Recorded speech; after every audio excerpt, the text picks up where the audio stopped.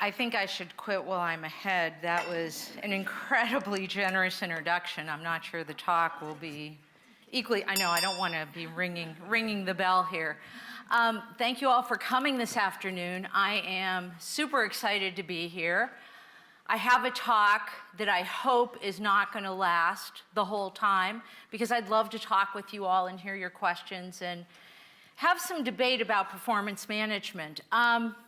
I know that that's the promised conversation and talk today, is how do we need to reform performance management? But I actually want to set the stage for this talk a little bit differently, because what I'm going to argue is that what we need to do to reform performance management to actually enable it to add value in organizations are things that we imperatively need to do to prepare ourselves to survive in the future as organizations. Because there's a lot of change on the horizon that's coming, and we're not prepared for it. And in particular, we're not prepared for it as individuals, and we're not prepared for it as organizations. So what I've done is I started, I would say about, honestly, this is dating myself and the research, about 20 years ago, looking at organizational and individual adaptability and agility. And people have had a lot of great interest in this work, and it's kind of, we're dusting it off and modernizing it, and we're asking ourselves the questions, well, geez, what do we need to do to enable agile organizations, which are going to be very, very important. They are now, and will become increasingly important in the future. And it turns out, to give you the punchline, that many of the same things that we'd prescribe to make performance management helpful are actually going to help us to achieve more agile organizations. So I'm going to integrate my whole life's work, it was a very generous introduction, and thank you for that.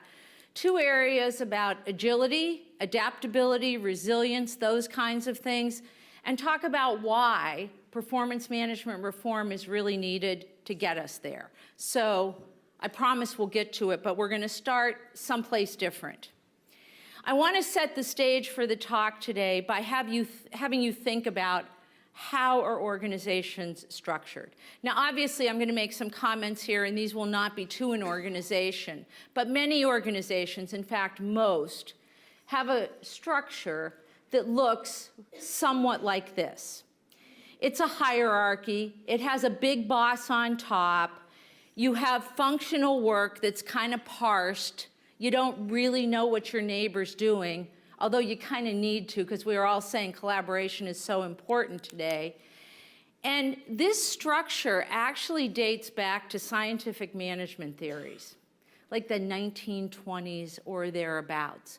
And it actually worked well at that time, because what it helped us do, remember, the imperative then was get people to work faster, right? Produce more, do it more quickly, and having controls in place that would drive productivity was what the bottom line important thing that we had to do to succeed was as organizations, right?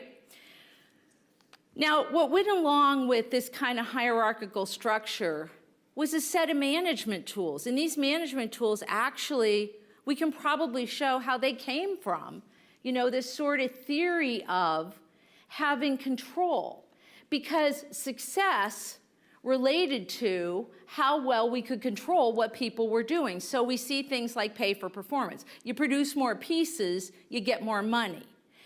Capital budgeting, task design. We're going to tell you exactly how to perform the job in a series of steps, right? And it's all about having these control processes in place in order to be effective. That was the basic model in the past. Now, what you would see in your performance management process was similarly bureaucratic, controlling, things like individual goal attainment, because I'm oversimplifying things, but if you think about that person that needs to produce twice as many widgets in half the amount of time, right? Let's just pay them more, and that'll make it happen. We have formal feedback reviews, and we rate and rank employees. And I have my own theory about rating and ranking. I think at the core, what rating and ranking does is it actually just pits people against each other. Because there can only be one number one, and one number two, and one number three. And so if you want to be number one, you've got to kill off the competition, which means you need to perform better than anyone else. So I think that our old rating and ranking systems actually fit right in with this bureaucratic, over-controlling way that the organization was structured, way that managers were told and taught to behave, the tools they were given, how they were told to manage performance. Any arguments so far? Okay. Well then, let's talk about what kind of cultures and climates that left us with. High control, very siloed. The name of the game is authoritarian control. The things that managers did was to get people to comply, and still do today. I mean, many managers think their job is compliance. Enforce the rules. And when you do all of those things, it leaves your employees feeling like they're distrusted because they're overly monitored, they're overly controlled, they're not empowered, they can't use their own creativity. So it creates a climate that's really characterized by all of these things. Okie doke. Now, let's talk about where we are today. Everybody knows that we're going through very significant change. And the change comes from technology, which with all these new technological advances, it fundamentally changes how we do things at work, and globalization, because now all of a sudden there's incredible competition out there. So, but we've been saying this quite frankly for 20 years. When we first did our work on adaptability, that was our intro. Globalization, technology is changing the way things are done. And it was true, but I think our work was a little ahead of itself in that what we're starting to see more recently is not just change, but exponential change. Now, exponential change is something really important to think about, because change is one thing, but exponential change is what happens when you have technological advances that literally change how we do things. And more importantly, we're unprepared for them. And more importantly, the change starts slowly, and then boom, there's a huge ramp, and everybody's left wondering, how did this happen? Look at how things have changed now. So, the pace of change today, I'm arguing, is exponential. It's going to be increasingly exponential, so things are accelerating. And I want to just, if you don't believe it, let's look at a few examples. The iPhone, YouTube, Google Maps, the human genome being mapped.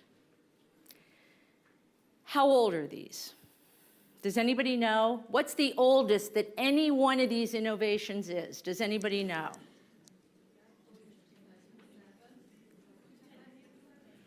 10, I heard 10. 12. 15. The oldest is 15, but the iPhone is actually just a little over 10 years old. So what's interesting about this, and what really, really struck me is that, you know, when I started my career, actually, not even when I started my career, probably about 10 years into my career, we were doing work for Microsoft, developing their first competency model. It was the darling of, you know, Wall Street. I mean, it was a fantastic company. They were sitting at the top of the world. Dell came soon thereafter. And guess what? They're not on top anymore. And why? They missed mobile. They missed mobile. They weren't prepared for it. And guess what? That just shows you how quickly, in my lifetime, you know, in the last 20 years, we've had companies who were at the top of innovation, were amazing, were the darlings of, you know, what we would say Wall Street, and then now aren't, because of exponential innovation that has literally changed the way we do things. And the example here that I think is so interesting is the one about mobile devices. At the time, the executives, when I was working at Microsoft, the executives there were arguing they just couldn't fathom that people would go out and spend hundreds of dollars on an iPhone or some other kind of mobile phone. Well, guess what? We did, and we do, and now everything's mobile. So let's take a look at, those are some examples of essentially exponential change that we've seen, but more are coming. And I promise you, we're getting to performance management eventually, but this is actually a bit more interesting. A guy by the name of Ray Kurzweil, do you know him? I told my husband about him, and I'm gonna get this wrong. My husband said, oh, he's the guy who came up with these amazing like musical synthesizers or some sort of thing like this that I don't really understand, and it's true, that's where he started. But he's actually an amazing futurist. He's like head of innovation at Google or some such title like that. But he's made predictions for decades that seem, at the time that he makes them, I think crazy, so far out there. But Ray Kurzweil has made some, these are the predictions that are coming soon, and they're not too far down the path. Diseases will be gone. We'll be able to rebuild our organs, our cells, et cetera. We won't be driving cars anymore. And one of the ones I like best is we'll be able to directly hook our brains into the cloud and have access to all information that is on the internet. I can't even imagine what that would be like, and probably in virtual reality or some other real thing. Sitting in my living room, being able to go on vacation to the UK would be amazing.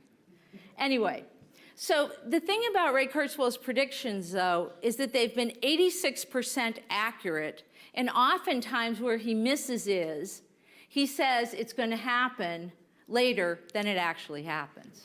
So that's the miss. But if you think about what he's saying here, these are the kinds of disruptive and exponential changes that are going to fundamentally change how we do things, and then what happens to organizations?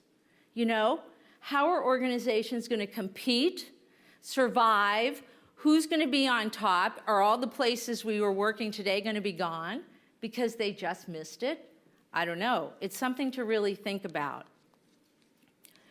One of my favorite thinkers on some of these topics is Gary Hamel. He's associated with the London Business School, so you probably know more than I do about what he has to say.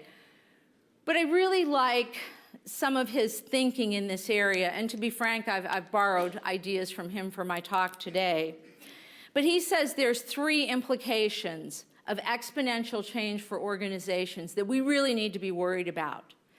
The first one is that there is going to be unrelenting change. And he proposes that to deal with this unrelenting change, our organizations are going to have to be incredibly agile, because they're going to have to keep up with the pace of change, and they're also going to have to figure out how to get in front of it. Second, oops, I went too soon. I don't want you to know what I'm going to say. Hyper competition, and I love this word, hyper competition, because you already see it if you work in a competitive organization. It's going to force companies to consistently have to defend their position and their market share. And so what does that mean for our workers? People are going to have to be continuously innovating, more and more and more. More creativity, and not just once in a while to come up with the next new product like every 6 months or so, but literally, he will argue every single day. And finally, he makes the point that knowledge has become a commodity. And it's interesting, because I think he's absolutely right. You go on the internet, you can find out absolutely anything you want to know. You just ask Google or whatever search engine you happen to be using, and you can get the answer. So companies are no longer going to be able to compete based on what they know. And a lot of companies, that's exactly how they've always competed. So this is a problem. And the key is going to be, how quickly as a company can you create new knowledge? So for that, you need to be able to attract and you need to be able to retain the best talent, because there aren't a lot of people out there, if you think about it, who can just create new knowledge very quickly and efficiently every single day. So the problem is, maybe we can attract talent, but how do we retain the talent we need? Today, the trend is let's switch jobs about every couple of years, right? And we've also lost the notion of loyalty, both individuals and organizations. So the whole tenor, how work gets done, we talked about the gig economy. You know, how does that all help us do these kinds of things? I mean, I don't know the answers. I'm just asking the questions. So the need for agility is clear. And what we did a few years ago, and I already mentioned this, is we did some research to really try to understand, but this is at the individual now level, what does it mean to be agile, or what does it mean to be adaptable? Because we started doing work for the US Army, they were interested in what adaptability was, and when we did a lit review, what we found was there are 50 million different ways that people talk about adaptability. Sometimes it's adapting to a new culture. Sometimes it's a new way of fighting a war. Sometimes it's adapting to other people and being able to work with them well. So like adaptability was all over the place, and we decided that we needed a more concrete definition to describe what target it is we're trying to aim at when we talk about adaptability. So we did this research, and what we found is that there are 8 different components of adaptability, or aspects, or factors of adaptability. And when we looked at jobs, what we further found is that not all 8 factors are equally present in every single job. So you have profiles of different adaptability requirements depending on what job you're in, depending on your organization. We also found that individuals are more or less predisposed to adapt in these different ways. So different individuals, based on their personalities, so on and so forth, are predisposed to adapt in some situations, but not others. So why do I bring this up to you? It's because we did some subsequent research that showed that these 8 factors of adaptability or agility are useful ways to define not just at the individual level what the target is, but they help us think about organizational adaptability, team adaptability, and those things are really what's more important today. So I want to run through real quickly with you what the 8 dimensions of adaptive performance are, and then we'll tie this up, and then I promise we are getting to performance management. So first is the ability to handle crises and emergencies. This is just being in these really high adrenaline situations. You're able to make decisions quickly. They're often dangerous situations, and react appropriately. The second aspect of agility or adaptability, I use those words interchangeably, but they actually each have their own definition. But just bear with me being a little bit overgeneralized today. But this second aspect is about handling stress and frustration on the job calmly when you're faced with a lot of pressure and challenge, and controlling your emotions. The third aspect of adaptability is simply being able to handle uncertainty and change productively. And this is change that's externally exposed. It's knowing what to do. It's reacting properly. It's doing smart things. The fourth aspect of adaptability is creativity. It's being able to look at a problem that's difficult to solve and figure out a solution by coming up with a new, innovative, or creative way to solve it. Fifth aspect of adaptability is continuous learning, and this is about maintaining an open mind, a curious mind, continuing to learn so that you can apply new learning to your job and be effective. We're almost done. This gets to be a little bit of a drill, but bear with me for just a couple more minutes. Number 6 is interpersonal adaptability. This is about being able to read people properly. This isn't about really getting along with people or being nice. This is about figuring out, putting yourself in another person's shoes, figuring out what they need in order to achieve their goals so that you can work with them in ways that you can meet their needs but also serve your own goals at the same time. So it's about getting into other people's shoes and being able to make what you need to have happen in the situation. The next one's cultural adaptability. This is number 7, almost there. And this is about literally being able to go into a different culture Understand that they have different ways of doing things and different beliefs, and being okay with that, and even when you need to, engaging in different behaviors that you may not be comfortable with. So if we're serving worms for dinner, we eat worms for dinner. It's kind of like that, cultural adaptability in a nutshell. And finally, there's physical adaptability, and this is just, quite frankly and literally, the physical agility that you need for some jobs. That's it. 8 dimensions. Jobs vary in their profiles along these dimensions, and people vary in their propensity to adapt in these different ways.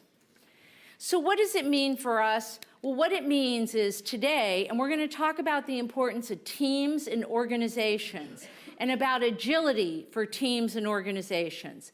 And just like for when we dealt with individuals, it's important to really first figure out what kind of adaptability or agility is required by this team or by this organization. Because the interventions that you design can then be designed to really fit what the specific adaptability or agility needs are. Does that make sense to you all? Okie doke. Now, there are also going to be a couple other implications here for hiring and for development. And we've got to start thinking about getting the right people into the organization in terms of these different dimensions of adaptability, depending on what's important there. So hiring for these constructs, and then developing people by giving them experience adapting in the ways that they need to for the organization to succeed. So there's really 3 implications. It's how we hire, it's how we develop, but importantly, it's what kind of interventions we're going to put in place to drive agility, because that's really important for organizations. So I want to switch gears now and talk about what agile organizations look like, and we're going to start to get into performance management soon.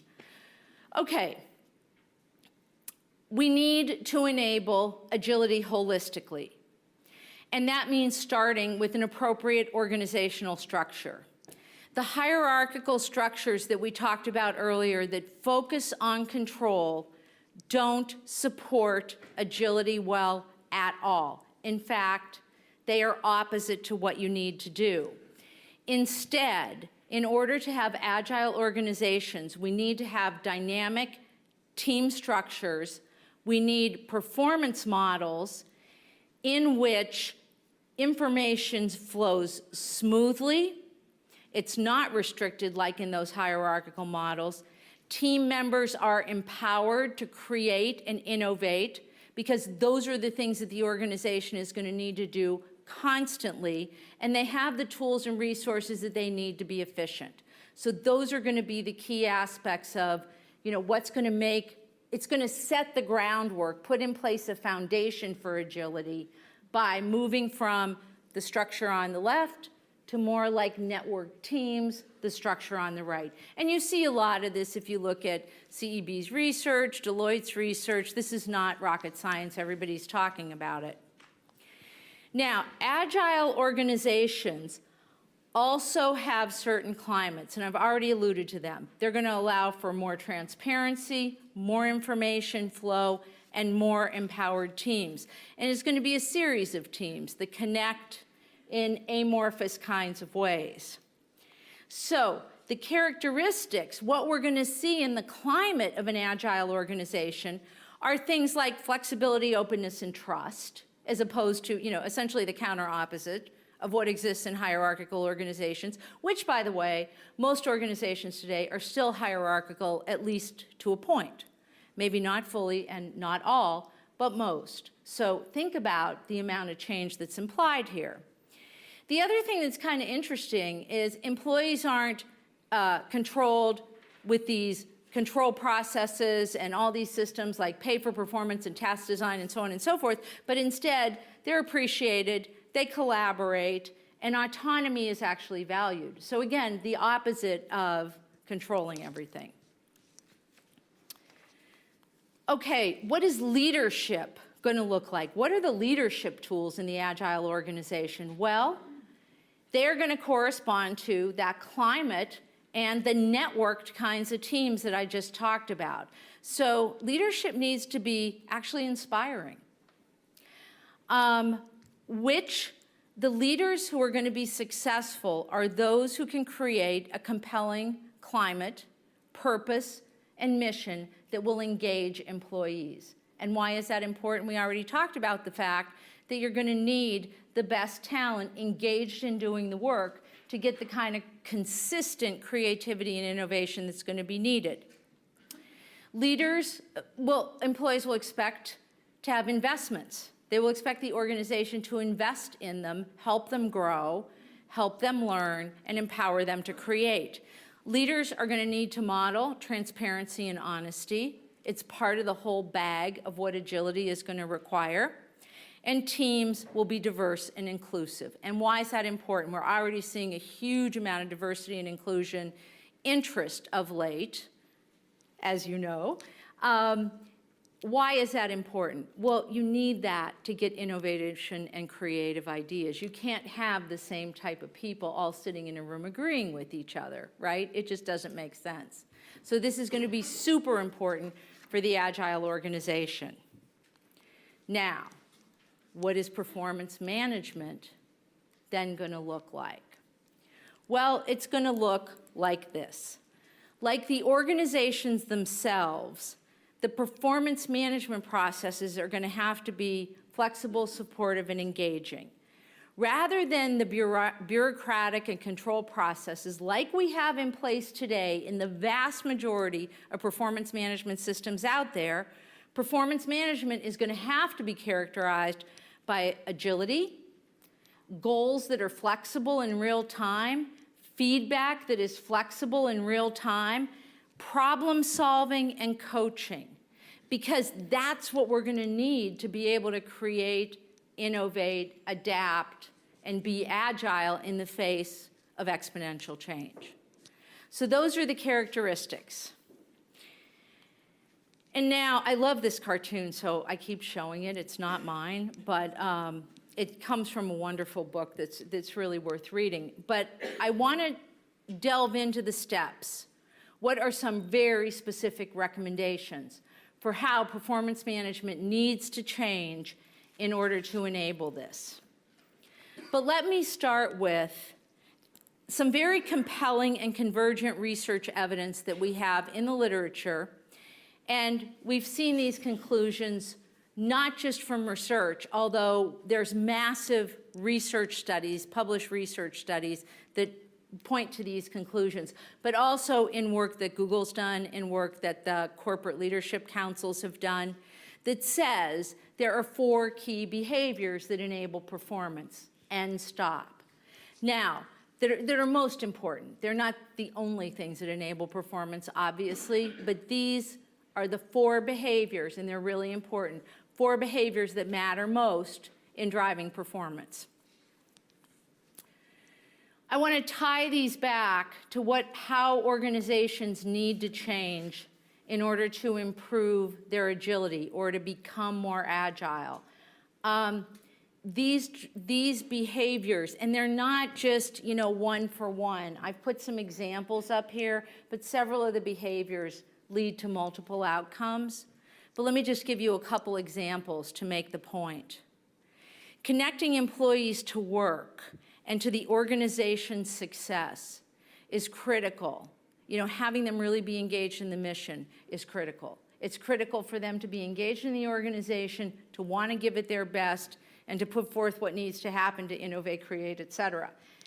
Agile goals, and Ed is here, so he'll talk about this, and maybe he'll even have questions for me, but we need more agile goals. Although, Ed, your writings would, I think, agree with this, because I've read them and we're spot on together. You can't set a goal in January, ignore it for 12 months, which is what we do, and then go back and say, okay, I met my goal. They're not useful. They're not really connected to the work. They're just put on paper for the sake of, I don't know, how we do performance management, which is not very useful. And then at the end, you find yourself, at least I always have, explaining why Everything I said I was going to do changed because something happened in OBE and et cetera. And so what I did instead and why that was just as good, if not better. I mean, the way we set goals is ridiculous. We need goals. They're really useful, but they've got to be attached to the work. They've got to be meaningful. They've got to be real. Informal feedback is critical. I mean, it just doesn't help to tell somebody, 6 months after the fact they did something wrong. It only makes them mad. What can they do about it? At that point, it's feckless. But when we are providing informal feedback and coaching in real time, oh, by the way, when you set Agile goals, I'm sorry, I forgot to say this, and would love to chat about this. I actually think it helps innovation because it allows you to switch gears when you need to and not be punished in the process. Informal feedback and coaching in real time are critical. They're critical to help build adaptation. It's like when things aren't going right, how can we help employees learn to switch gears and do something different to improve the situation? Well, informal feedback does actually help. And when people are faced with problems, either on a team, and so this can be team members or the managers, and this is a really important point I want to make. Team members, these aren't just manager behaviors here. Everybody on a network team needs to engage in these every single day with their coworkers, because overcoming problems isn't a manager-employee problem, it's a team problem. So you have to help each other overcome problems, and what it does in the end is it'll build resilience. And if you think about what Gary Hamel talked about, he said we need to build engagement, be more innovative, have more agile organizations, and be more resilient. And so these behaviors have direct links that are performance management behaviors to getting to agility. This is my favorite graph of all time. I can say this, it appears in everything I've published for the last, 10 years. Actually, our Vice President of IT Services came up with this. So I can't even say it's mine, but I do love this graph. On the left shows you, with a picture, what performance management, now we're going to talk about performance management, looks like today. It has 3 or 4 spikes where we have all kinds of activity and all kinds of time invested, and then we do nothing, and then there's another spike, and so on and so forth. So the first spike is goal setting. That kicks off the cycle, and I've already talked about how I think the goals that we set at the beginning of the year and then go back to 12 months later are a complete waste of time, in my opinion, and it should just stop today, worldwide, globally. It's not worth the time spent. Spike 2 is managers making ratings, and then spike 3 is the formal performance review, which is absolutely dreaded and demotivating for even the best performers.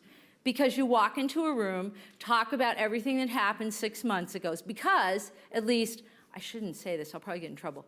In my organization, at least in the past, no matter what you did, you had to have 3 things that the manager would tell you did well, and 3 things that were your development areas. Now, if I had 10, that doesn't matter. 10 good things doesn't matter. 10 developmental areas doesn't matter. 3 and 3, because that was the rules of the performance management. I mean, the ridiculous things we do, and then we wonder why these things cost so much money and waste so much time. But let's just look at what agility looks like and what we need to do, because it's kind of simple. We need to take those intermittent spikes 3 times a year that are separated by about 10.5 months, and we need to smooth those out, and instead of doing those formal activities, setting goals, the formal review, et cetera, we need to do those 4 behaviors that actually drive performance, but we need to do them every single day. Everybody, not just managers, the whole team.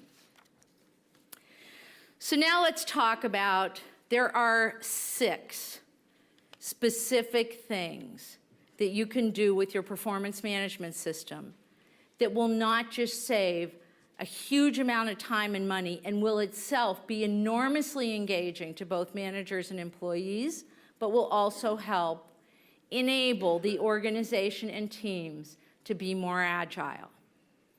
So first, the first thing we need to do is we need to look at all the different purposes for performance management in our organizations. And what you will typically find is there are at least 3, if not 10, right?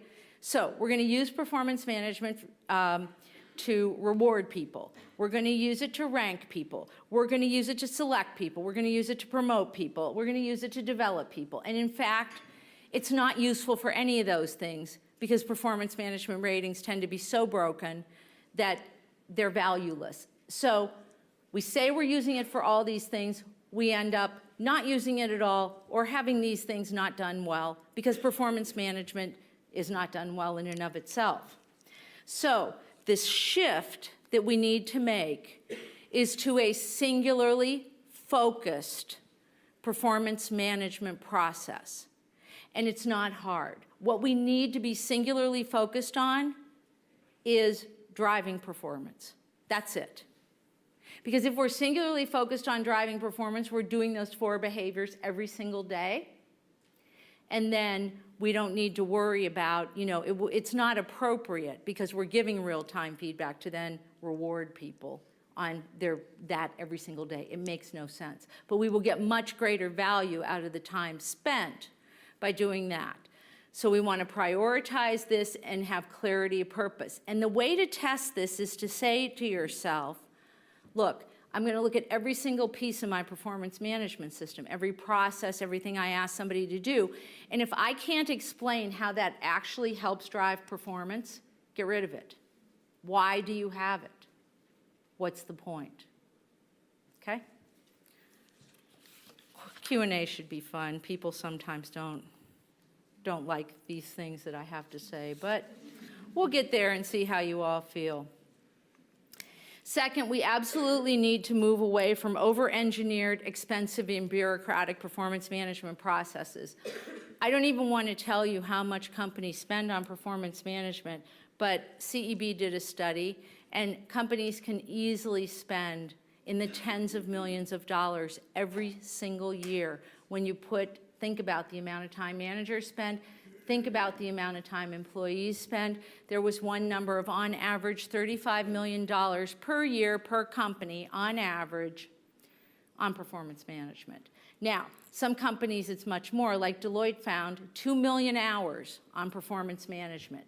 And when you also look at the research that asks the question, how much impact does this have on our productivity, on our organizational effectiveness? Do you know what the answer is? 0. I mean, I couldn't even wait to tell you. 0. The research shows that traditional performance management has 0 impact, 0 ROI for 35, 40, 50, 100 million, whatever you're spending, not to mention the frustration and disengagement. So what do we need to do instead? We need to shift to much more dynamic, flexible, and real-time processes. I've already alluded to that, because this is going to facilitate how companies need to perform. Now, a really important point here is that HR has a very critical role to play, but it's not to enforce that the steps are done on time. Do y'all have HR people? Maybe some of you are these people, so I apologize. In your organizations who, you get the thing, you didn't complete your self-ratings. You need to complete your self-ratings. The manager didn't complete the rating. This is HR's role today, is to enforce that things get done on time in performance management. Not to an HR organization. I am overgeneralizing. But in many cases, that's the role of HR. And I got to tell you, HR has an incredibly strategic role to play in the changes that I'm suggesting here, because it's HR who's going to help transition managers to understand how to manage performance more effectively. And so it's a hugely important role, and that's why I make a point about what HR's job needs to be here, because who else is going to do it? But it's not enforcement. Okay. This one is always controversial, but I believe it's true. We need to move away from general behavioral competencies and standards that are force-fit to everybody. Now, why? Because I've developed 1 million of these competency models and behavioral standards for organizations to use in performance management. And it is disadvantageous to me financially to make the statement that I don't believe competency models are useful. But I really don't.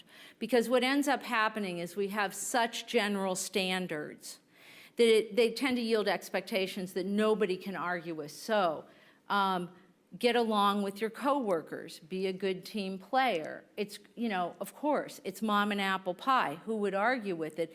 But at the end of the day, it doesn't contextualize the performance expectations enough and doesn't put enough specifications around them to actually drive performance. So I think we need to get away from general competency models, and what we need to do instead of evaluating competencies, I think we need to start looking more at team performance success. And the reason I'm saying that is because this is going to change the whole tenor of performance management. First of all, the vast majority of work done today, or at least a good majority of work, occurs in teams. But yet we're still rewarding and appraising the performance of individuals. Obviously, if somebody's not doing their job, you have to take care of that. But in general, we believe there needs to be a shift from the individual to the team in order to be agile, as I showed with those network teams. Now, when you have a whole team, what you can do is managers, instead of every single person needs to be good on every single competency, which is ridiculous because none of us are good on every single competency, but it allows you to start thinking about, how do I play to employee strengths? So I've got you, person A, and you're great at this. I'm going to put you on this team, and now I got to fill in the rest of the team with person B, C, and D who can complement with their strengths your strength. And we can stop giving people a hard time about they're not great on all 12 of our generic competencies. Well, who cares? Of course they're not, and it actually doesn't help you get work done in the end. So this idea of you don't need to be good at everything, playing to people's strengths, getting more specified about what the expectations are. We need a report done next Wednesday. It needs to be blah, blah, blah. And do that in real time as the goals need to be set, rather than be nice to your coworkers and be a team player and be good at everything. I really think the former things are going to help more with agility and will drive higher performance, which is the ultimate goal. I've already touched on this. This is number 4. We've got to get away from backward-looking performance management systems, because what it does is it puts the manager in a terrible position. We're asking that manager to basically be judge and jury, and it puts distance between the manager and the employee. It interferes with managers and their staff working in partnership, which is going to be incredibly important for agile organizations. And as you all know, there's nothing worse. Do you ever have a fight with your spouse or whatever, your partner, and they bring up something from like 6 months ago? Well, on blah, blah, blah day, you did this, and it really made me mad. Does that happen to anybody in here? I mean, it happens to me all the time. I just need to be transparent about it. There's nothing that makes me more mad. I'm like, well, look, at the time you didn't say anything. Now you're bringing it up 6 months later. I can't do anything about it, and we just end up having another fight. Well, at work, obviously, well, hopefully you don't have another fight. But the point is how does that help anything? We have absolutely got to get away from this idea of putting managers in a position where they're just judging. They have to come up with the 3 things you did bad, or the 3 development areas. I'm being a little bit tongue-in-cheek, but it's essentially what happens.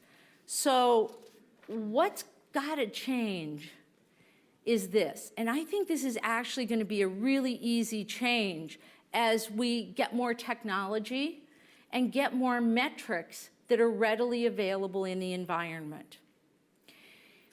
We've got to stop evaluating people. We've got to start measuring, and the word is very intentional, measuring performance. And we need to look at all kinds of indicators that exist in the environment, because there are many. There's customer feedback surveys. There's how fast we're getting work done.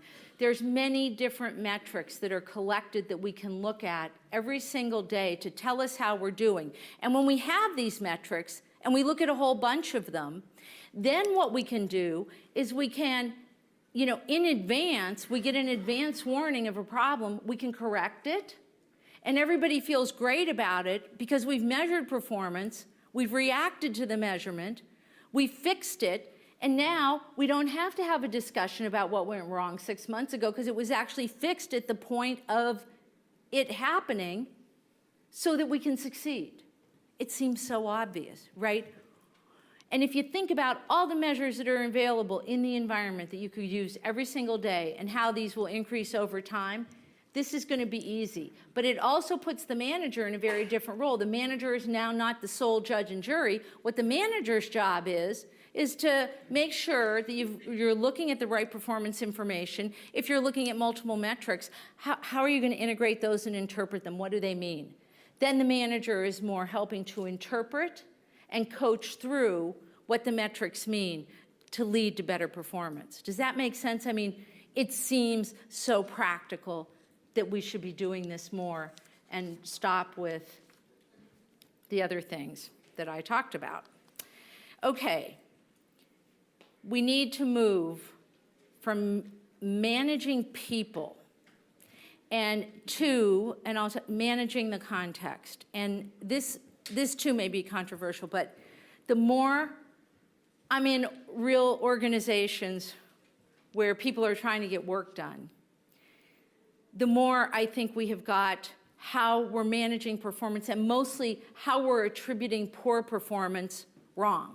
When something goes wrong, what I see more often than not is we look for, well, who's to blame? You know, who messed up and what individual are we going to hold accountable for this? And then, I don't know, have a performance conversation, fire them, whatever one would do.